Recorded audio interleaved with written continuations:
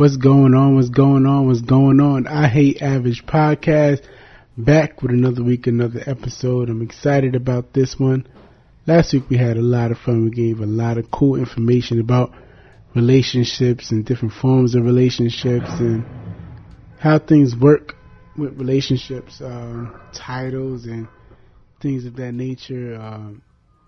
I guess different, not just titles, but different categories of relationships and how people could be a little bit more open-minded besides just living the regular monogamous life, the average life, because this is I Hate Average Podcast. So we had a great conversation with Glamazon Tayomi, just discussing how people live and how just the possibilities of how people can live and coexist together. So cool conversation. Check it out if you haven't already.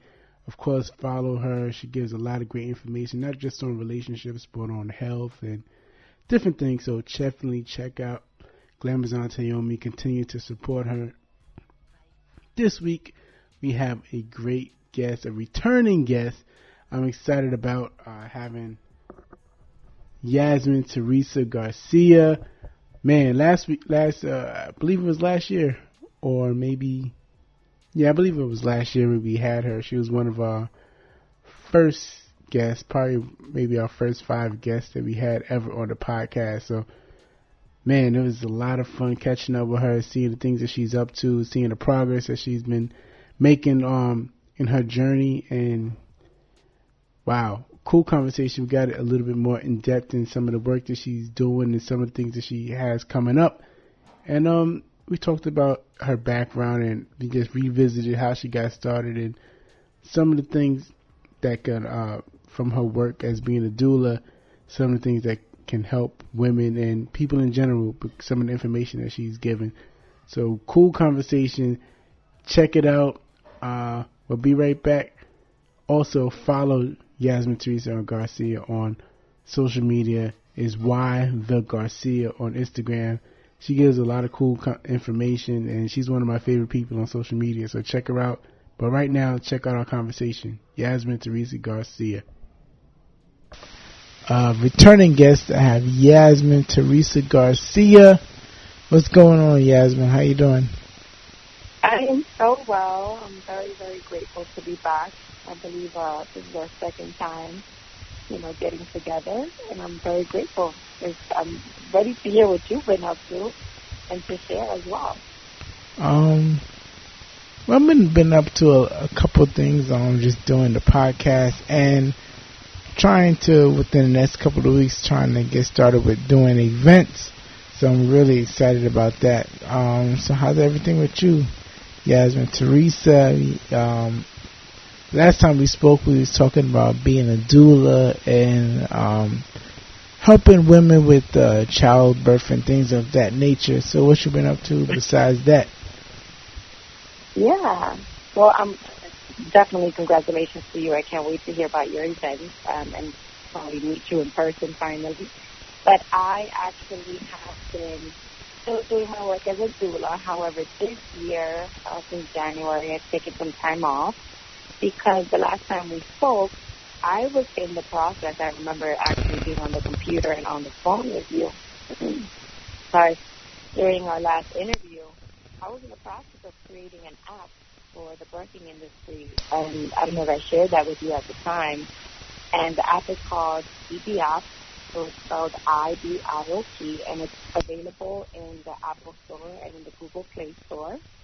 And you are actually able to find within the app a directory of holistic birth workers around the country and in some places of the Caribbean and even in some places in Africa and Europe. Birth workers that include midwives and birth doulas, breastfeeding consultants, massage therapists, even as much as yoga, instructors for prenatal yoga, and etc. Just birth workers in the birthing industry, pertaining to maternal health and new parents. So it's a dope idea that wasn't existing when I decided to create it, and I wanted to create it because I felt that there wasn't much unity in the birthing community when it came to birth doulas and midwives. It's almost like we exist, but there's not one place that we can find them. So I said, whatever happened to the yellow pages? And when you are listed anywhere online, if you have a website, all these things cost money. So I wanted to create a one-stop place, one-stop directory for birth workers worldwide. And so I've been having the app now for about 2 years. I think we're going on year 3 at the end of this year of its launch. And it's been doing well. We've been getting recognition through media and press. And I'm now finally doing in-person marketing and speaking engagements and getting the community more interested and involved with it, just to get mothers to, get the help that they need, the support that they need, but also teaching our community that they deserve this kind of support. Not only mothers who are pregnant, but even, families like parents, fathers get resources in their community that they need, whether it's child care, pediatric care, that's more holistic, anything of that sort. My mission is just to build that community and have resources that are accessible and they're not judgmental based on whatever your belief system is or your background. And that's been my project for the last 2 years. Alongside that, I have been writing. So I'm in the process of writing my book at the moment, which will be out at the end of this spring. I'm very excited to be sharing that with you guys soon through all social media platforms and stuff. And a lot of work you'll see on my social media and on my website. You Google it and stuff. Well, for the past couple of months, you've been my favorite person on social media because you've been providing a lot of different type of information. So I've been really getting into the stuff that you've been providing. I really appreciate your service. It's very, very important. So, the last time we spoke, you launched the app.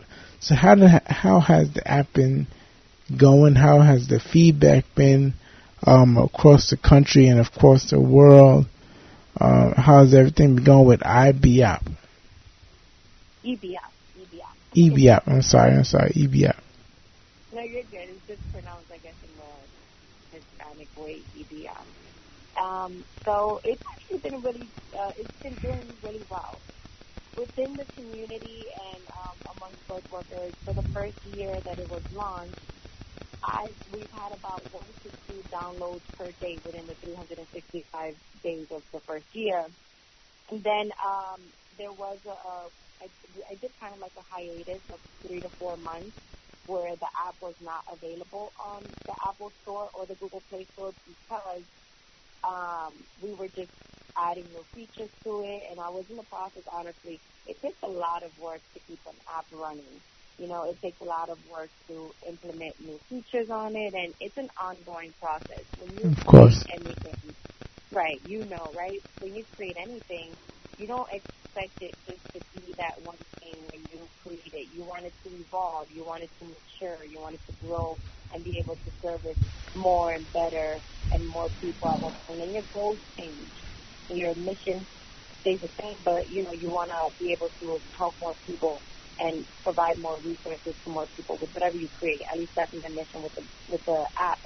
So I took a little bit of hiatus in order to kind of be able to manage where exactly I was trying to market the app, whether it was better to work for birth workers, to be able to have them promote their jobs, their services on the app, or did I want to market it to the community? Did I want to market it to individuals, to mothers who needed the service of birth doulas and midwives, etc.?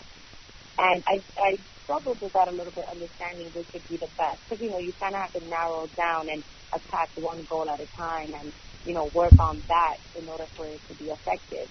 And so I realized that it was better for me to really just promote it to the individual who was looking for these services, mainly because when it comes to holistic and alternative birth services as far as midwifery and birth doulas in the state of New York, because we're so monopolized by hospitals, people don't even really know that we exist. And if they do know, they don't know where to find us, or if they can afford us, or in what way they can actually hire us as, their service providers. So I realized that my biggest goal is to have to educate the community about exactly what we do and how they can actually utilize this app to find the service provider of their preference. And I did get a little backlash from even the birthing community themselves. Some people were offended because they weren't a part of it soon enough and they weren't listed. And I mean, you don't have to pay to get listed as a service provider. And I tried to explain to some people, you're not listed yet because we have an A through Z. We have a whole list that we're going through, and it takes time to list them. I mean, it takes maybe 24 hours for me because I do other work, and I'm the only one managing the back end, the directory. So I just needed people to have patience. Okay, we're still developing. This is new. Just because something has launched, we still need to get feedback. We still need to learn, what is the good and bad. Write us reviews. Tell us what you think is needed to improve. And, that's how a company grows and gets better and is able to better service the community.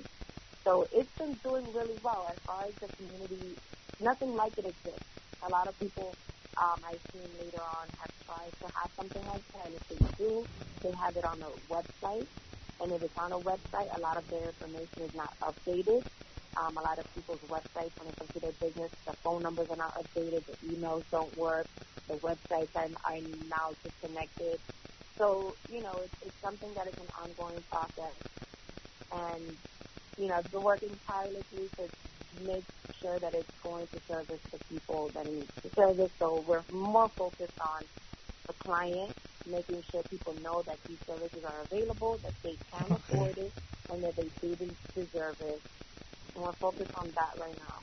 So, I'm excited more so because I'm also now being more vocal about it, going to events, doing workshops, lectures, just showing people about, showing people the app, sharing the importance of it, and just putting my face out there. I think it's important for people to hear why it's important and why I created it.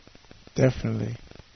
I mean, I really support the service. I support you. You give a lot of information about being a doula. I'm sorry, Jay, I can't hear you.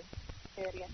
I'm just saying, I appreciate the content you provide. You give a lot of information about being a doula and other things also about just sexual education, period.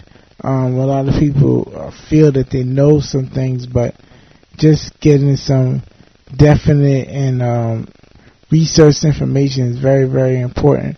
So, is being a doula or midwifery, is that covered by insurance? Are doulas or midwives covered by insurance? Midwives, as you know, are the medical practitioners who deliver the baby. And they're pretty much trained in nursing. They're trained just as much as OBGYNs. They're just not surgeons, and OBGYNs are surgeons. Okay. And, yes, they are actually covered by insurance. If you're in the New York tri-state area, if you're in the state of New York, you could even have Medicaid and Medicare. And usually, if you're a midwife in New York, like a certified nurse midwife, you're allotted a minimum of one patient per month. Okay. One patient that's due that month to be covered by the Medicare and Medicaid insurance. However, I know many midwives who take more than one client. They don't mind. But yeah, for the most part, midwifery, midwives, yes, they're covered by insurance. But it depends by state, so it's always important to just check in with your insurance and to communicate and get a consultation from a midwife. Midwives are always more than happy to offer advice on how to get them hired. And if not, they're definitely always willing to work with you if your insurance doesn't cover it. And when it comes to doulas, some insurances do cover doula services. However, what they do is that they might cover half of it, or they might reimburse you for the payment that you've made. Okay. But then again, there is kind of a process that the doula has to help you through it. You have to fill out paperwork. You know, some people are opposed to it because you have to kind of put the money up front first and then you get reimbursed by your insurance. But you definitely want to check in with your insurance and see your options.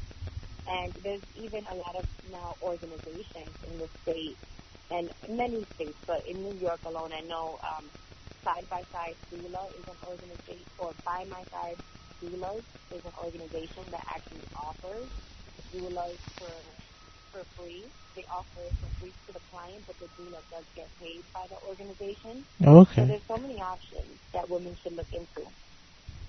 Why do you think that this information is kind of not promoted to the public? Because, you know, you can go to a hospital and, you know, you can give birth and they don't really let you know that doulas are available or midwives are available. Why do you think this information is not kind of made known to the public? Well, that's a good question you asked that. It's actually the same question I asked when I went to a Black maternal health conference. You know, the point of the conference was, here in Brooklyn, the point of the conference was, why are so many Black women and babies dying after birth? You know, it's either the mom ends up dying or the baby ends up dying. And I don't mean to sound so morbid, but, you know, just to be really realistic, Black women die 12 times the rate of their white counterparts here in the state of New York. You know, and that's not normal. It should be very alarming to many people that this is happening to women in these hospitals, which is why a lot of women are now deciding to have their babies at home or in a birthing centers with midwives, because it's a different model of care. So that was my question when I went to this conference, like, why isn't it promoted that we do have these services available to women, services like doulas, which have proven back that we lower the rates of cesarean sections by 50%. We lower the rates of postpartum depression. We lower the rates of interventions. We lower the rates of so many things. You know, we just inform the mothers. We give them the support that they need.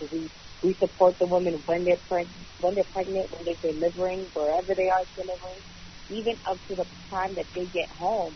We're checking in on them and providing them with resources in their own communities to make sure that they're getting that support that they need.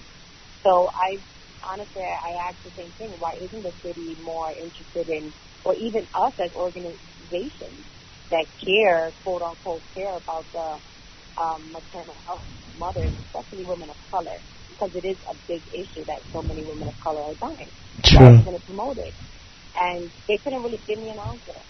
They said that their answer was, well, us being in this conference is a way of promoting it. And I'm like, yeah, but I want to see billboards. Exactly. I want to see billboards of us showing what a doula is, as much as you show me who Cardi B is. You know what I'm saying? But then you got to be realistic. We live in a world where it's more than healthcare. You know, that's the interest of healthcare, or death sells quicker than life. You know, this whole country was capitalized on, you know, the death of these some indigenous people. Many of them still live. Shout out to them and us, right? But there's almost like, it's sad to say, there's not much money in life for, you know, capitalistic viewers. True. But we're doing the job. I would say that we're doing our job, especially through social media, mobilizing in that way, sharing constantly who we are, what we do, and what we're doing, and why we're doing it. But it's good that you asked that, because I've actually decided that in June, at the end of June, I'm going to be putting together the first ever largest meetup in Union Square of holistic birth workers. And I'm inviting all birth workers in the tri-state area, in Connecticut, in Staten Island, in Long Island, to just show up in Union Square and just kind of, you know, hand out their cards and just talk to people in the streets and let them know that we're in the city of New York and we're all over, and that we exist, and that if you want our services, we're here. It's the best way to, you know, promote it. I'm planning on doing it on a Saturday in Union Square, and on a Sunday we'll, you know, do it somewhere in, like, maybe the Barclays Center in the heart of Brooklyn somewhere. Wow. That should definitely be amazing. That's definitely amazing because people need the information. I think Exactly. people don't really know about doulas and maybe until the day of their birth. So, what do you think that we can do to let people know about the services of doulas and midwives before the actual day of birth? You mean people who are not pregnant yet? Like, how can we educate them? Or people who are pregnant, but a lot of people don't know until that day. They don't know about the services. Right. So how do you think we can get the word out? I know one of the ways we can get the word out is by sharing who we are, like sharing on social media, sharing, vocalizing, and having that conversation with people around us at our workspace, at our schools. I constantly tell people, yeah, I'm a writer. Yeah, I created an app, but I'm a doula. And I ask them, like, do you know what a doula is? Do you know what a midwife is? And I just have those conversations with them. And even if they don't pay attention, I bring them back. Like, no, this is what we do. We've been doing this. We save lives. We help mothers. We are vital, and we create community. This is who we are. We are important. We are kind of like, the mama bears of the community. We want to make sure that women are taken care of, families are taken care of. And I have those conversations everywhere. I mean, I'm the first person that will walk in and say, I'm a woman. Today I'm menstruating, Today I'm a birth doula. You pregnant? Hey, I'm a birth doula. Have you hired one?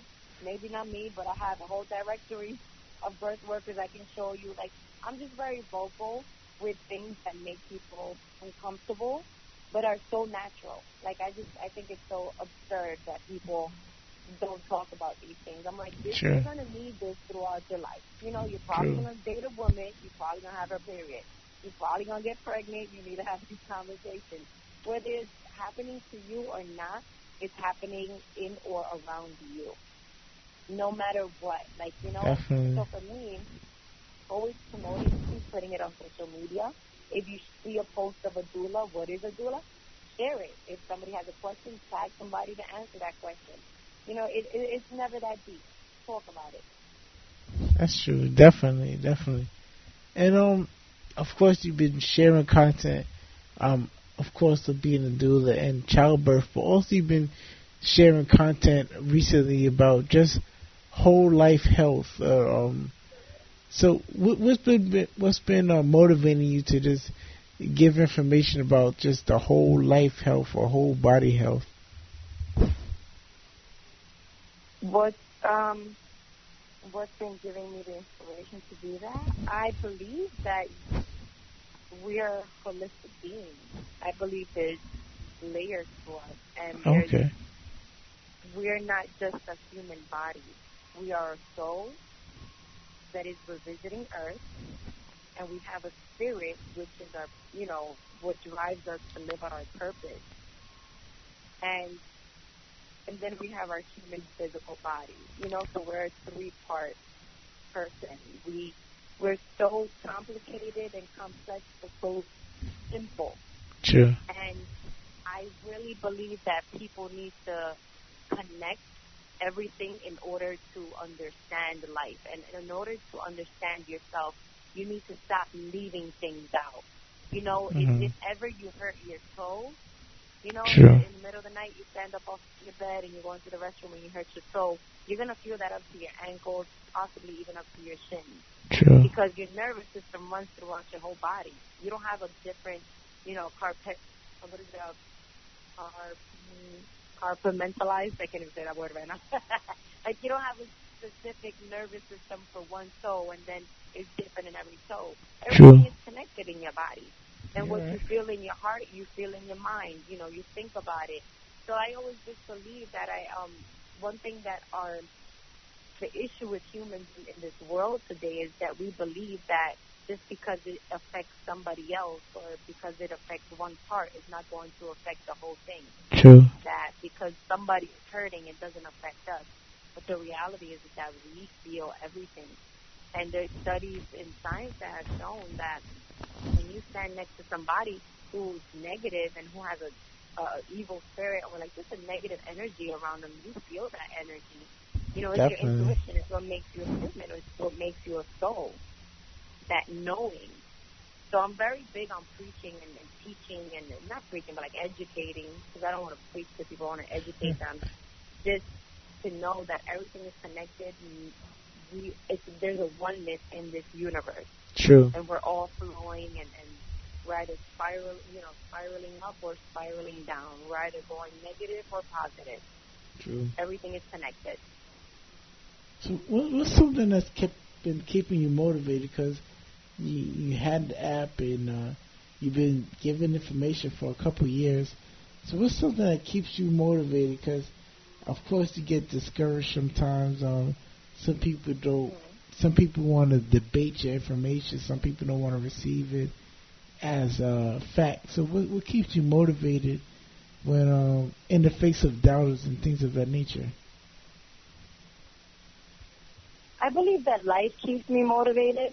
I believe because I will definitely be honest that I have my moments of doubt.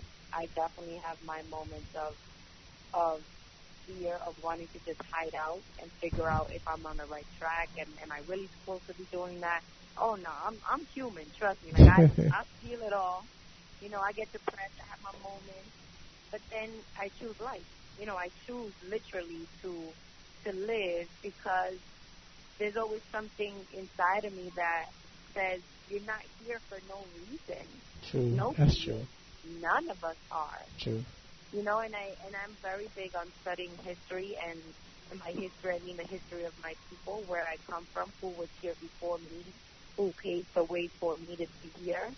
You know, all my African ancestors, my native, aboriginal, indigenous ancestors, they died for me to be here and have the opportunities that I have here. After I created the app for Ibiop, you know, after I created the app, I literally, a month later, after it launched, I took 3 weeks off. It was also my birthday, and I took 3 weeks off to do some research and some work in Ghana, West Africa. Wow. And just to be there and to it felt like my parents' native countries of the Dominican Republic. It felt like I was in the Dominican Republic. Wow. The only difference was that the people were darker skinned, and you know, and they thought I was a white person, which is fine. I get it. They're still a little bit colonized in the mind. Sure. They don't really understand the concept of mixed people, that we didn't really all choose to be mixed or blended or mulatto, whatever. Sure. But I definitely just got an opportunity to see life in a different perspective. And I was so grateful to have an opportunity to just travel and to see, you know, get discriminated for being a mixed person. And I'm just like, wow, if only you knew back in America, I'm black. Like, this is crazy. Sure. But these are moments that keep me inspired because it brings me back to humility. Like, this is what keeps me grounded, to know that so many people, you know, we all almost work like in a conjunction. Like, we all are part of the train that's running. We all have a seat in it, and all of us got to play our part. Somebody's the artist, somebody's the singer, somebody's playing an instrument, somebody's a doctor. Like, if this train crashes, everybody got to put their magic together in order for us to get home safe. Yeah, you know absolutely what I'm saying? right. So, you're right. You know, that's what keeps me motivated, just to know that everybody that died before me, and that it's just not, like, I feel privileged to be alive. Wow. So I feel like I have to wake up every day, and whether I feel it or feel like it or not, I have to do my work in order to know who I am supposed to be today, what I am supposed to be doing, and who I'm supposed to be helping. And in That's that powerful. process, healing myself. Wow. That's very, very, very powerful. Just knowing, like you said, just knowing who you are and knowing your purpose. So, being a doula, of course, you're going to go through busy seasons and then not so busy seasons. So, how do you deal with when you give the information to mothers and mothers say, you know what, I'll pass, I'll go the traditional route. How do you deal with that? I'm sorry, I didn't get the beginning of your question. Talk a little bit louder and closer to the mic. I'm sorry. So the question is, how do you deal with mothers who you give them the information, you let them know all about the information about of doulas and midwives, but they still choose the traditional route? How do you deal with that? And by the traditional way of birthing, you mean like going to a hospital, getting interventions? Yes, yes. How do I deal with that? To be honest, as a birth worker, as a birth doula, our scope of practice really is based on a non-judgmental practice. Like we're not there to make you choose the way you want to give birth. Because here's the way I see it as a birth practitioner. For one, I have had maybe 2 clients where they had to do kind of, so to speak, the traditional way. One mom, she had an emergency C-section, so it's not like, I can't judge her because she had to get all these interventions. This is, it was a matter of saving the baby and her. True. So I can't sit there and be like, oh, this was not the plan. That's True. not how it works. Our role is to really just be the most positive person, hold space for the mom, and create a harmonious experience for both the parents and the baby to come into this world and make sure that they're coming in interrupted and unaffected by any negative energy around them. Wow. Correct? So True. my other experience was with a mom who had to be induced. And her first baby, she had her baby in Europe, in the UK, and it was different. The baby came fast and, whatever the case was. But here, she was having her second baby here, and it was just a lot of more pressure on her to have the baby at a certain time and, all these things that they kind of have here as a protocol, which is not necessarily, good all the time for the mom, but, True. Everybody has their own journey. So the purpose of us doulas really is to make whatever situation the best of it. Whatever it is, whatever they choose, give them the proper information without any bias. No judgment. Okay. You choose whatever is going to make you happy at the end of the day. Because if you go home and you choose the midwife and you have a baby at home and then you end up depressed because you were anxious and scared throughout the whole process, then our job was not effective. Sure. Me being a doula and helping you, making you do this process, or allowing you to have a home birth when you're like a super anxious person and you feel more safe in a hospital, then that's probably not the best option for you. You get what I'm saying? So it's just more understanding the mother and who they are.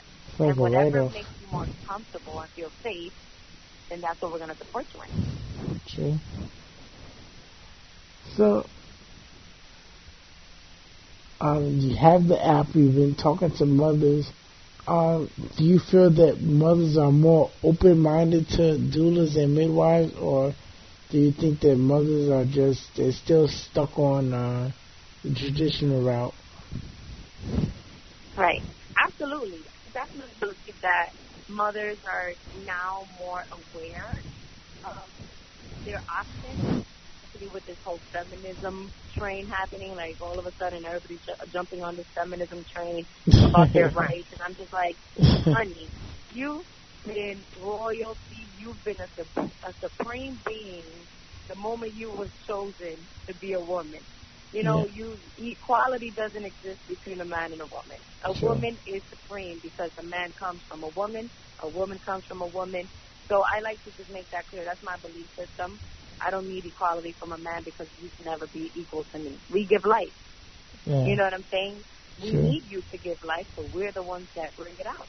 So I definitely see that more women are understanding and respecting and asking for their options, which I love, and that's all I want. I want everybody to know that as a human, you deserve options. Whether you're a man or a woman, you deserve options because you deserve the right to choose what's best for you and whatever you feel is right for you. And so more women are aware of their options now.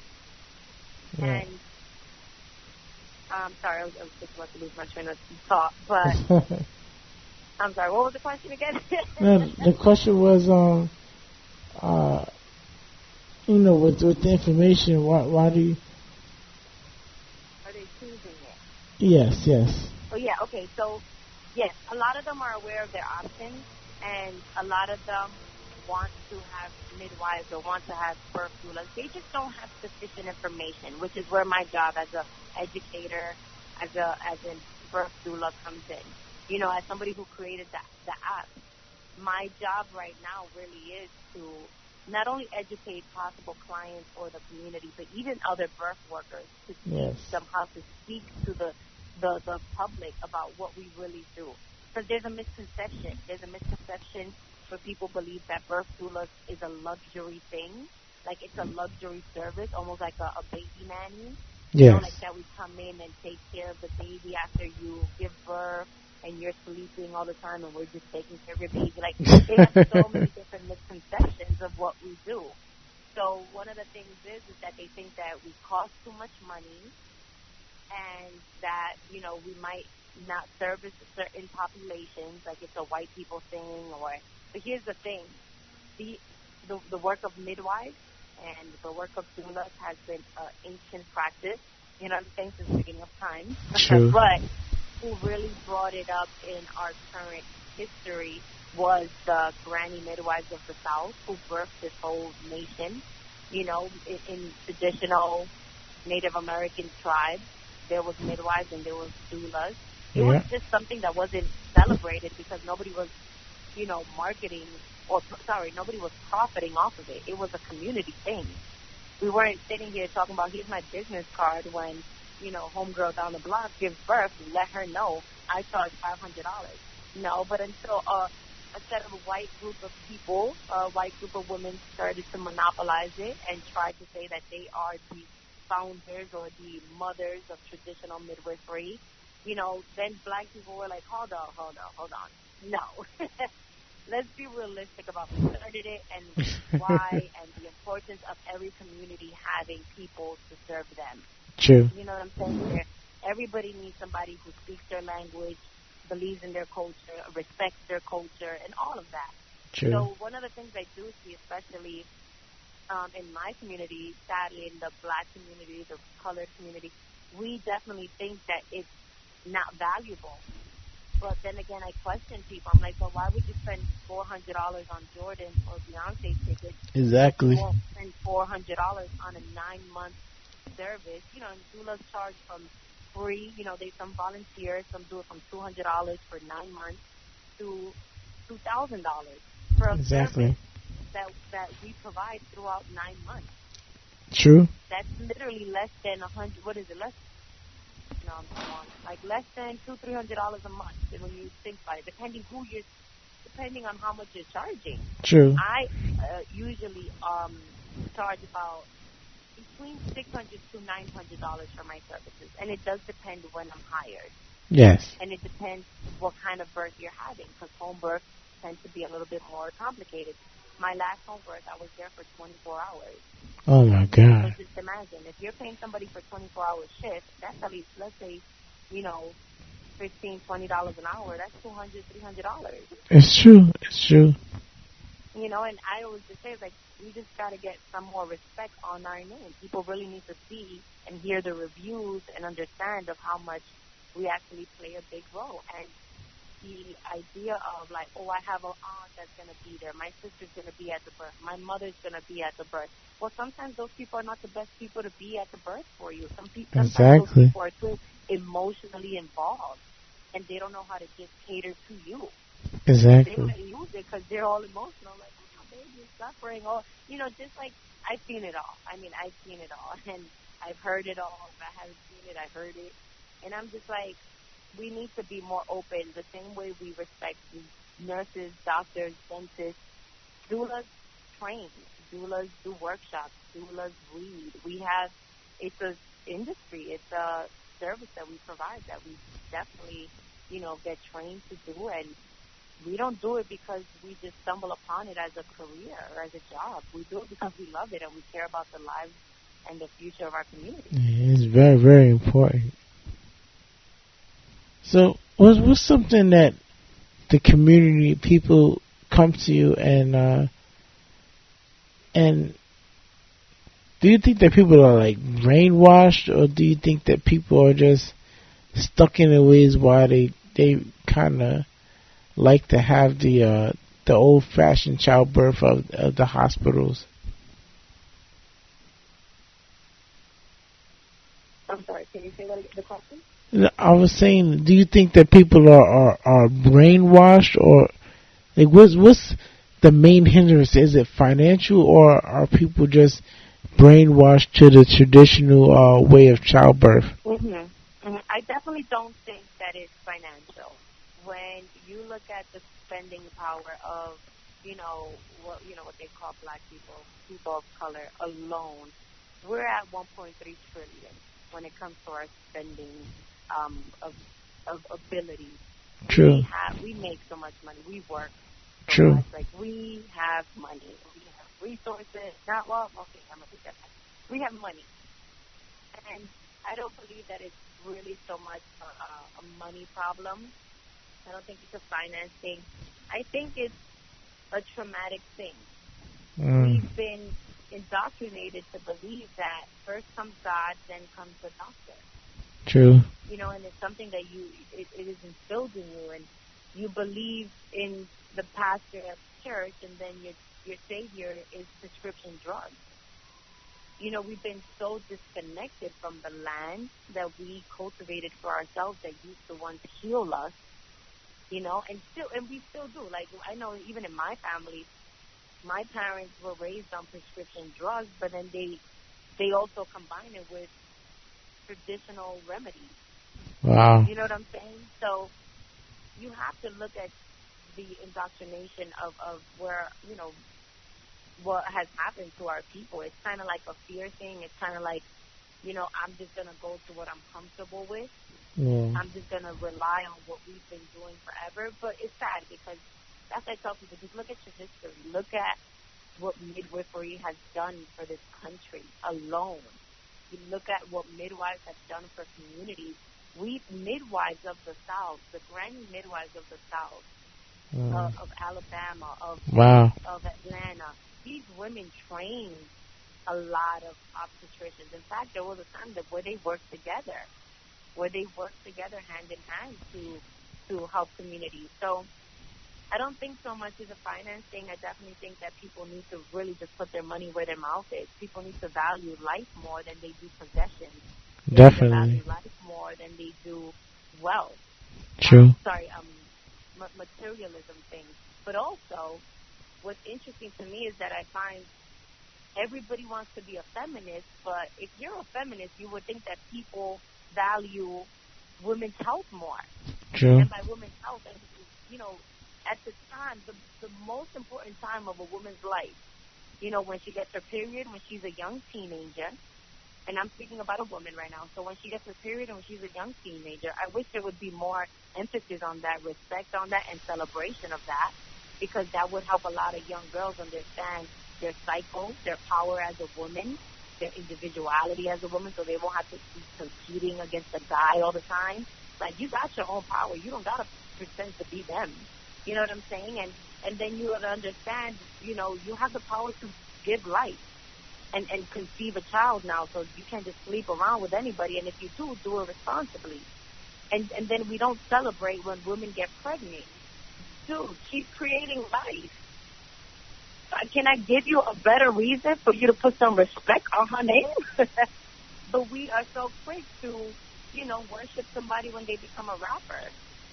I'm sorry, but we need to, I guess, identify and check our values and our morals. Like, what are we really putting more interest and respect on? And to me, I'd rather focus on a woman who's pregnant than, focus on a woman who just, she graduated college. Like, okay, cool. Yeah, I got you. I'm going to celebrate you for a second. But this woman right here, her mother blessing moment is more important. The baby shower, maybe not. The baby's not even here. Celebrate the baby. How about we celebrate her? Which True. is a traditional event we used to have. It was a mother blessing. Like, they literally had gatherings for women to introduce them to motherhood. But before motherhood, introduce them to this next phase of womanhood. It's like a rite of passage, just as getting your period. Becoming pregnant is a rite of passage. The same way getting married is. So it's like celebrate that as well. But celebrate the individual before you celebrate the baby that she's growing.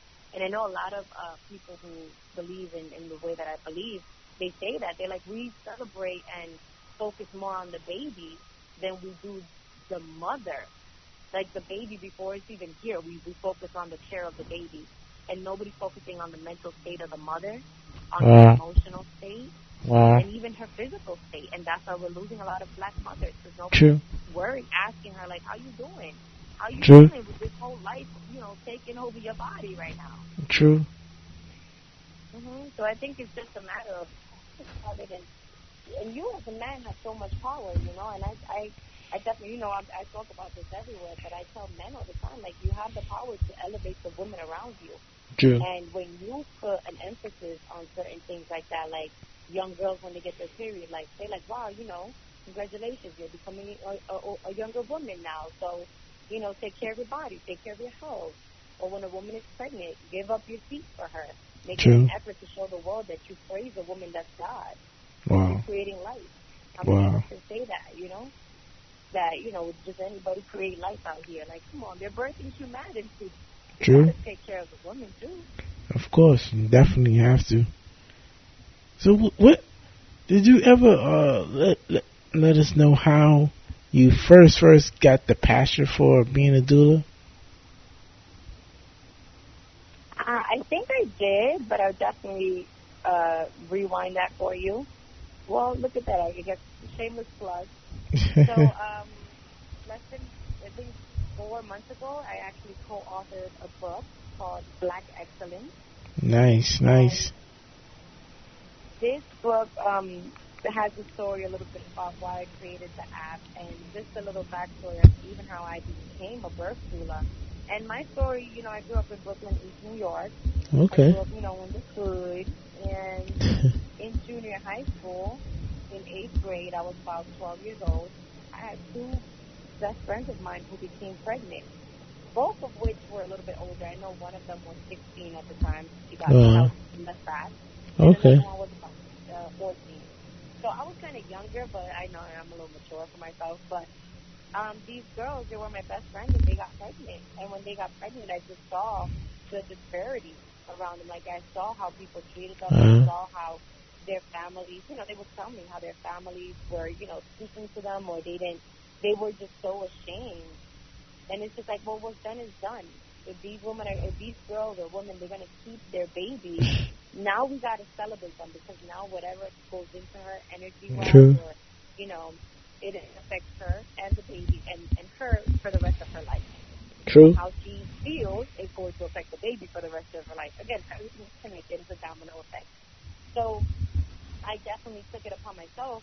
At that time, I was learning about, I think at that time I had just got my period, so I was super obsessed with learning about my body, learning about my sex organs, like just studying the endocrine system, understanding my physiology, and just teaching them now what was happening in their body. You know what I'm saying? It was kind of funny. I just coupled that together now. I didn't know. I kind of forgot that I got my period around that same time, but I just wanted to learn more of myself, and in learning more of myself, I was able to teach it to them, because they had so much going on. So I would break out a conversation like, did you know you have options to get for, and, these are the resources, and are you going to, I was in 8th grade talking about this. Maybe I watched a lot of TV, but it was something I was so passionate about, because I saw that they didn't have that support in a positive way. You had their family talking about, we're going to ship you to DR, or, you're going to have an abortion. And one of them actually did end up having an abortion, and then ended up getting pregnant that same year at the end of the year. And crazy. It was a 16-year-old. She was a little bit older, so, she has her own mind at that point. And I ended up becoming the godmother of that baby. Wow. It just goes to show you, like, everything happens for a reason. Like, I didn't know what a doula was at that time, and I was already providing that kind of care, love, and support for my close friends. Amazing. Then, it wasn't until I went away for college to study fashion all the way in San Francisco. My freshman year, I went to university. I literally stumbled upon a documentary called The Business of Being Born. And my friend in college became pregnant in her freshman year. And she was my best friend. She was like a sister to me. And I saw this documentary, and then I learned what a doula was. And once I learned what a doula was, I said, okay, I need to become a doula. And it just takes a certification, takes training, Oh, the God. experience. And that's when it started for me. Will you show up to appointments on time? I'm sorry? I was bothering one of our clients because a lot of people, they do things and they hear fads. It's a fad to be to eat clean. It's a fad to be vegan. So how do you protect this from just being a fad to something that's actually factual and beneficial? How do I protect being a vegan? Well, not being a vegan, but how do you protect, being a doula and things of that nature? How do you protect? Because a lot of people jump on things just because it's a fad, and they don't really research things and find out information about things. So how do you stop this from just being a fad and let people know this is actually the best way of childbirth? That's a good question. I don't know if I believe that this doula trend is necessarily a bad thing. Because there's a trend and there's a hashtag for it and there's events for it and, everybody thinks it's cute so they want to be in it. That's still publicity. And I do believe that any publicity is good publicity, even if it's bad publicity, because people are speaking about it. True. But even though in a world of information where we have way too much and overshare society, there is so much misleading information. And I don't think that we can protect the image of what something really is. We could only live by example and prove to the world, if you are it, and you are not only talking it, but you are living in it, you are the best example of what it is. You know what I'm saying? And if you keeping it 100 and, people are, nobody is not a mentor and nobody is not a role model. I hate when celebrities say that. I think you're ridiculous because whether, people from the corners looking at you every time you walk out looking fly or, in your job, you got that lady that's hating on you. There's people paying attention to you. Your siblings, your cousins, your family, or people you don't know from across the world through social media. People are looking up to you, whether you think they're looking down or they're hating on you, whatever. They're looking at you.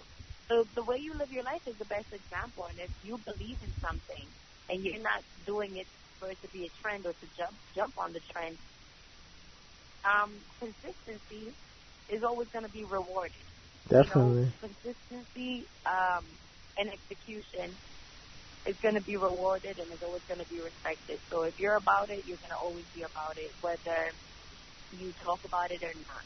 And I believe this is why, for me, I knew that being a doula was definitely part of who I am as a person. I'm not just a doula for, babies being born. It's a character trait of mine. I just like to serve people because I feel like, I have my arms and my legs. I should be able to give back to those who don't have. And if I have too much or I have enough to share, then I should. I just feel like I'm a Libra. I guess there just got to be the balance. When you get, you give. When you learn, you teach. You know what I'm saying? So for me, it's like, I'm going to walk it like I talk it. I'm going to be the example. If the trend goes away, we still out here. We still doing it. We can't stop it. We just got to be real about it. And definitely. Call out the fake, because unless, if it's being diminished or misused, and this is why I created Ibiop, because I saw that there was a lot of black businesses, black women indigenous women who've been midwives and doulas across the country, and I'm like, why don't people know about you and you're down the street? I met 3 different indigenous midwives here in New York, They're nowhere to be found on Google. They're nowhere to be found, in public records. But through word of mouth, you know that they're working, and they're working in communities like the Jewish community, or refugee community, or the Muslim community. And I'm just like, okay, well, I'm going to keep you as a resource, so I can pass your information down. Because, maybe the people who are using this as a trend might not share that you're still out here doing the work, but I will. Exactly. So. Of course. So how can people reach out to you, Yas? How? Of course, you're one of my favorite guests. I love the information that you bring. You're my favorite person on social media. So how can people reach out to you? Yeah, so anybody can reach out to me on all social media platforms. Twitter, which I'm not really active on, so I'm sorry. But Twitter, Facebook, and Instagram is my most activity is done there. Okay. And my username is at YtheGarcia. That's YtheGarcia. My original website, my personal website, is YtheGarcia.com. And my business website is ibiop.net. That's ibiop.net. And you can download my app on the Apple Store and the Google Play Store and the Ibiop App. There you have it. That's my convo with Yasmintheresa Garcia. Told you it was a lot of fun. I was a little bit under the weather when we recorded it, so it sounded a little drowsy. I was kind of drugged up on cough medicine, but we got through it. Had a cool conversation. Great information. Like I said before, you guys got to check her out. Follow her. Follow the information. Hit her up if you got questions. She's very, very receptive. Continue to show support. Thank you guys for listening to the show. Continue to rate and review on iTunes and Spotify. Wherever you hear the podcast, just rate and review. Let us know what you think, how we can make it better. Of course, you can always email us directly, show@averagej.com. Once again, show@averagej.com. Who should be on the show again? Who should be on the show for the first time? What you like, what you don't like, how we can make it better. Let us know. Of course, on all social media. I Hate Average JAY on Twitter and Snapchat. And I Hate Average Podcast on Instagram. And I'll talk to you guys next week. We got another great show lined up. Check it out.